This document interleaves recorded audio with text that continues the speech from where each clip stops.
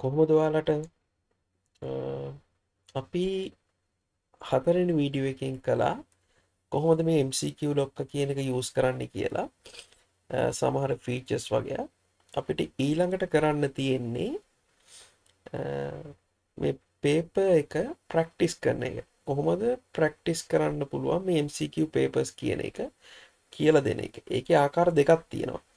Mainly ඔයාට practice කරන්න පුළුවන් එක්සෑම් මෝඩ් එකට, අනිත් එක තමයි ලර්නින් මෝඩ් එකට. ඒ කියන්නේ විභාග ආකාරය සහ ඉගෙනුම් ආකාරය කියන.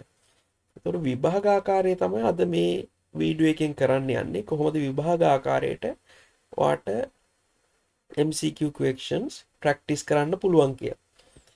අපි බලමු දැන් මම ඉන්නේ හෝම් පේජ් එකේ. මම මොකක් හරි සබ්ජෙක්ට් එකක් තෝරගන්නවා. මම භෞතික විද්‍යාවේ ඇඩ්වාන්ස් ලෙවල් කියන එක තෝරගන්නවා. ඊට පස්සේ ඔයාට මේකේ papers කියන එක යටතේ ඔයාට 2017 කියන එක ෆ්‍රී. ඒ හින්දා ඔයාට මම තුන්වෙනි වීඩියෝ එකෙන් කළා කොහොමද account එකක් හදන්න කියලා. ෆ්‍රී account එකක් හදන්න පුළුවන්. හරි ලේසි. ඊට පස්සේ ඔයාට මේ 2017 කියන මේ හැම සබ්ජෙක්ට් එකකම 2017 පේපර් එක ෆ්‍රී. ඔයාට ඕන තරම් ප්‍රැක්ටිස් කරන්න පුළුවන්. ඔයාට බලන්න පුළුවන් කොහොමද මේක වැඩ කරන්නේ කියලා. ඉතින් මම 2017ට යනවා. 2017ට ගියාට පස්සේ ඔයාට ඒකේ ඕවර්විව් එකක් පෙන්නනවා. 2017 කීයක් ස්ටුඩන්ට්ලා විභාගයට ඉඳගෙන තියෙනවද, කීයක් පාස්ද, කීයක් ෆේල්ද, කීයක් ඒ අරන් තියෙනවද. ඊට පස්සේ මේ සයිඩ් එකෙන් ඔයාට ස්ටැටිස්ටික් ටිකක් පෙන්නලා තියෙනවා. ඒ ස්ටැට්ස් ටික A ගත්ත ප්‍රමාණය, B ගත්ත ප්‍රමාණය, C, S, F ගත්ත ප්‍රමාණය සහ ඒකේ ප්‍රස්ථාරයක්ද මේක පෙන්නලා තියෙනවා. ඊට පස්සේ ඔයාලට බලන්න පුළුවන් පේපර් ස්ට්‍රක්චර් එක. මේකේ part 1 එක MCQ, ඊට පස්සේ part 2 එකේ පේපර් එක තියෙනවා. මාර්කින් ස්කීම් එක මේ දෙක කමින් සූන් කියලා දාලා තියෙන්නේ. මේක PDF ළඟදීම අපි අප්ලෝඩ් කරනවා මේවට. මේකේ පේපර්ස් එතකොට ඔයගලන් ඩවුන්ලෝඩ් කරගන්න පුළුවන් සෙකන්ඩ් පේපර් එක. අපි මේන්ලි මේ ප්ලැට්ෆෝම් එක හදලා තියෙන්නේ MCQ පේපර් 1 එක ફોකස් කරන්.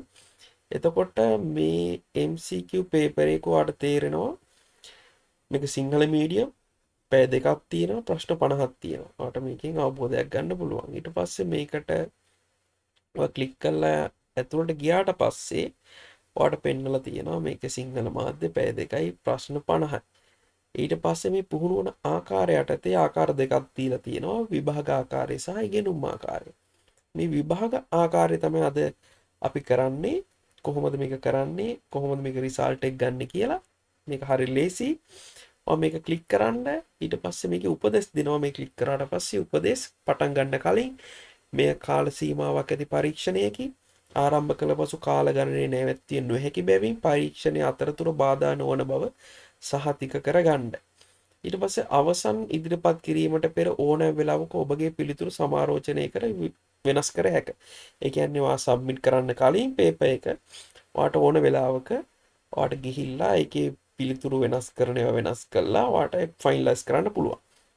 ඊට පස්සේ කාලය අවසන් වූ විට විභාගයේ ස්වයංක්‍රීයව ඉදිරිපත් වේ. කියන්නේ ඔටෝමැටිකලි සබ්මිට් වෙනවා වගේ. ඒ ටයිම් එක ඉවරුණාට පස්සේ ඔයා සබ්මිට් කරේ නැත්නම් ටයිම් එකට කලින් ඔයාගේ ටයිම් එක ඉවර වුණාට පස්සේ ඒක ඔටෝමැටිකලිම සබ්මිට් වෙනවා. ඒක තමයි මේක කියන්නේ. ඊට පස්සේ විභාග පුරාවට ස්ථාවර අන්තර්ජාල සම්බන්ධතාවයක් ඇති බවට වග බලා ගන්න. කියන්නේ ස්ටේබල් ඉන්ටර්නෙට් කනෙක්ෂන් එකක් තියෙනවා කියලා ඔයා වග බලා ගන්න කියලා කියනවා. මේක ඉතින් ඕන තරම් ප්‍රැක්ටිස් කරන්න පුළුවන් හින්දා ඔයාලට බය වෙන්න දෙයක් නැහැ. මොනවා වුණා.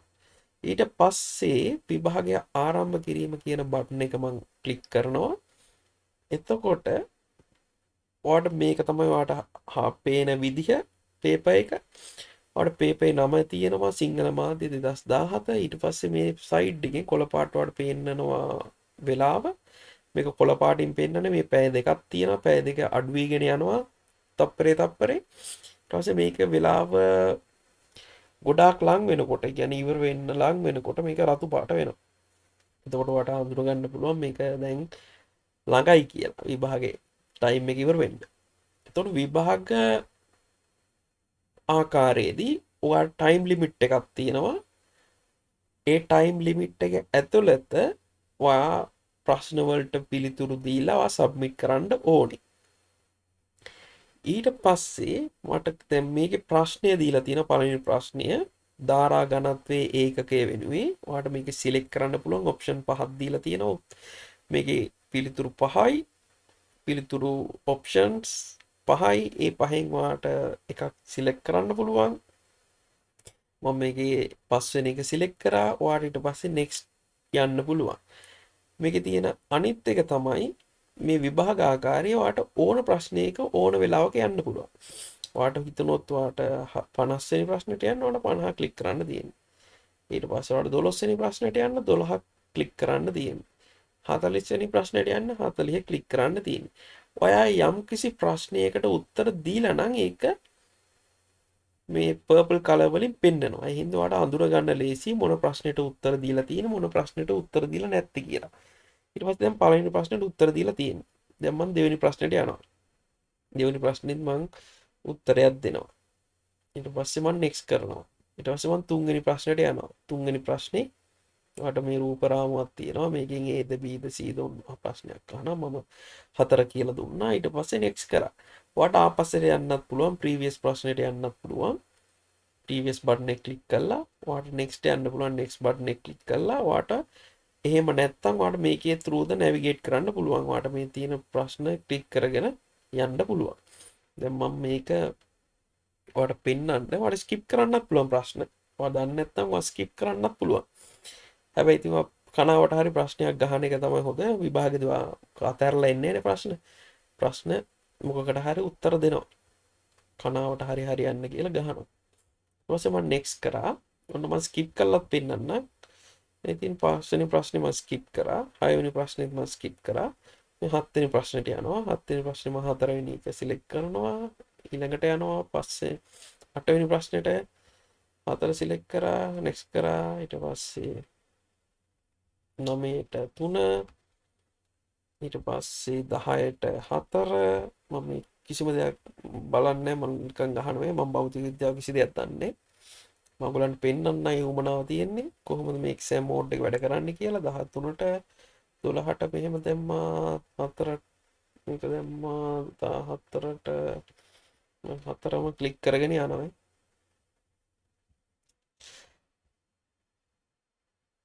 ඔයාලට මෙහෙම ප්‍රශ්නේ වෙලාව තියෙනවා වෙලාව පෙන්නනවා පැයයි විනාඩි 56ක් තියෙනවාට මම මේ මෙහෙම ක්ලික් කරන් යනවා ඔන්න මම දැන් දෙකක් විතර ආයෙ ස්කිප් කරනවා එකක් ස්කිප් කරා ඊට පස්සේ එක 4 කියලා දැම්මා ඊට පස්සේ එහෙම දැම්මා ඔයාලට දැන් පේනවා ඇතිනේ ස්කිප් කරපේවාට පාට වෙලා නැහැ ඔයා මාක් කරපේවට පාට වෙලා තියෙනවා මම 19 ස්කිප් කරලා තියෙනවා 5 හා 6 ස්කිප් කරලා තියෙනවා ඔයාලට ඕන නම් තව එකකට ගිහිල්ලා ඔයාලට පිළිතුර මාරු කරන්න දැන් 15 දිනේට ගිහිල්ලා මම ගහලා තියෙන්නේ 4 මට ඕනේ 4 නෙමෙයි 3 මම එක සිලෙක්ට් කරා next කරා ඒ වගේ ඔයාලට ඕන වෙලාවක පිළිතුර වෙනස් කරන්න පුළුවන්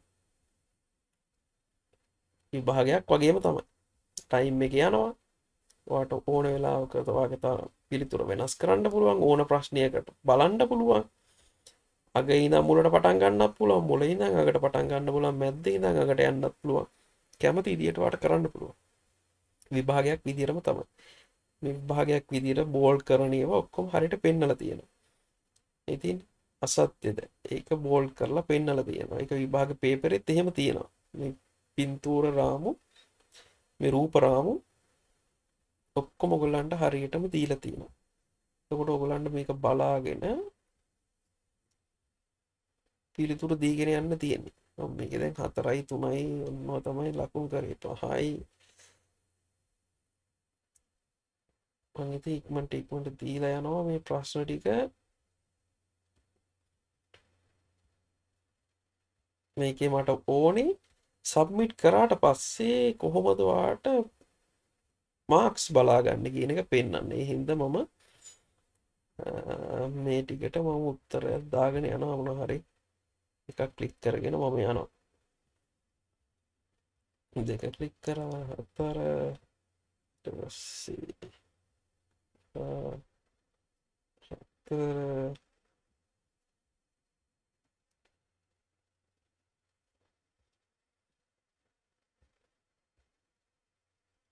අන්තිම ප්‍රශ්න ටික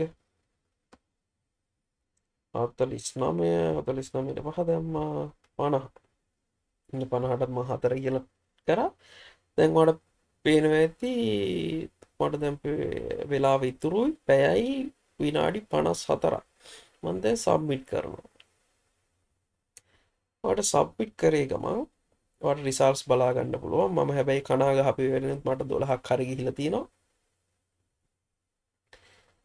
කරෙක්ට් 12ක් මං ගහපු වෙන් හරි. ඒ කියන්නේ 124ක්.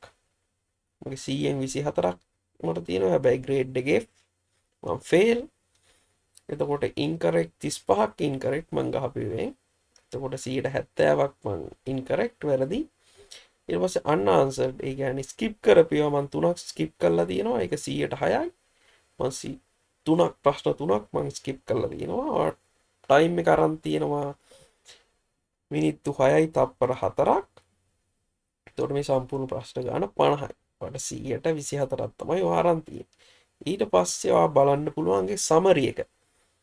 ඔයාට මේ ඔක්කොම ප්‍රශ්න ටිකේ සමරි එක මොන ප්‍රශ්නද වරද්දලා තියෙන්නේ මොන ප්‍රශ්නද හරිය මොන ප්‍රශ්නද ස්කිප් කරලා තියෙන්නේ කියලා සමරි එකක් විදිහට මේකේ ප්‍රශ්න ටික බලා ගන්න පුළුවන්. ඊට පස්සේ ඊට යටින් තියෙනවා ඩීටේල් රිවිව් එක. ඔයාට මේ ප්‍රශ්නේ හරි මොකක්ද හරි ඇවිල්ලා දෙවෙනි පිළිතුර ඔයාත් ගහලා තින්නේ පස්වෙනි පිළිතුරට. එතකොට ඒකේ එක්ස්ප්ලනේෂන් එක ඇයි මේ දෙක හරි අනිත් ඒවා වැරදි වෙන්නේ. ඒ වගේ දෙවෙනි ප්‍රශ්නේ ඔයා දෙවෙනි ප්‍රශ්නේ හරි ඒකේ එක්ස්ප්ලනේෂන් එක දීලා තියෙනවා. තුන්වෙනි ප්‍රශ්නේත් හරි ඒකේ එක්ස්ප්ලනේෂන් එක දීලා තියෙනවා. ඊට පස්සේ හතරවෙනි ප්‍රශ්නේ ඔයා වැරදි ඔයා ගහලා තියෙන්නේ 3ට හරි ප්‍රශ්නේ තමයි 4 කියන එක. එතකොට මේක කොහොමද හරියන්නේ? මේ වගේ ওই ප්‍රශ්න 50ටම ඔයාට හරි පිළිතුර ඒකට එක්ස්ප්ලනේෂන් එක මේ ඔක්කොම දීලා තියෙනවා. ඒ හින්දා මේ ප්‍රශ්න 50ම ඔයා බලා ගන්න පුළුවන්. මේක හරි ප්‍රයෝජනවත්. ඊට පස්සේ මම ආයෙ මුලට යන්නම්. ඊට පස්සේ ඔයාට මේ වගේ ප්‍රොෆයිල් එකට ගියාට පස්සේ මේකේ තියෙනවා my results කියන ටැබ් එකේ ඔයාලට බලා ගන්න පුළුවන් කරපු විභාග. ඔයා කරලා තියෙනවා එක පේපරයක් average score එක 124යි correct කළා තියෙන්නේ 12යි. ඔයා කරපු ප්‍රශ්න 50න් 12යි correct වෙලා තියෙන්නේ. medal අරන් නැහැ. ඔයාලට medal earn කරන්න පුළුවන් ලකුණු ගත්තොත් 80ට 90ට වඩා ඔහොම මෙඩල් 3ක් තියෙනවා. ඒ තුනක් ගැන මම විස්තරයක් දෙන්නම් පස්සේ වීඩියෝ එකක්. ඒක earn කරන්න පුළුවන්. මේකේ කරපු history එක exam මේකේ ලියපු history එක marks history එක තමයි මේ tab එකෙන් බලා ගන්න පුළුවන් result history එක. ඔයාට ඕන නම් ආයෙ බලන්න. ඒකට ගිහිල්ලා view details ගියාට පස්සේ ඔයාට ඒකේ කරපු details ටික බලා ගන්න පුළුවන්. එහින්දා මේ කරන හැම විභාගයක්ම රෙකෝඩ් වෙනවා. ඒකේ ස්ටැට්ස් ඔයාලට බලා ගන්න පුළුවන් මෙතනින්. my exam result වලට ගියොත්. ඕක තමයි මට මේ exam mode එකෙන් කරන්න තියෙන්නේ. ඊළඟට අපි හම්බු වෙමු කොහොමද ඉගෙනුම් මාධ්‍ය කියන්නේ learning mode එකෙන්. ඒ ඉගෙනුම් ආකාරයෙන් කොහොමද විභාගයක් කරන්න කියලා පේපර් එක ප්‍රැක්ටිස් කරන්න කියලා අපි ඊළඟට බලමු. එහෙනම් ඔයගොල්ලන්ට සුබ දවසක්.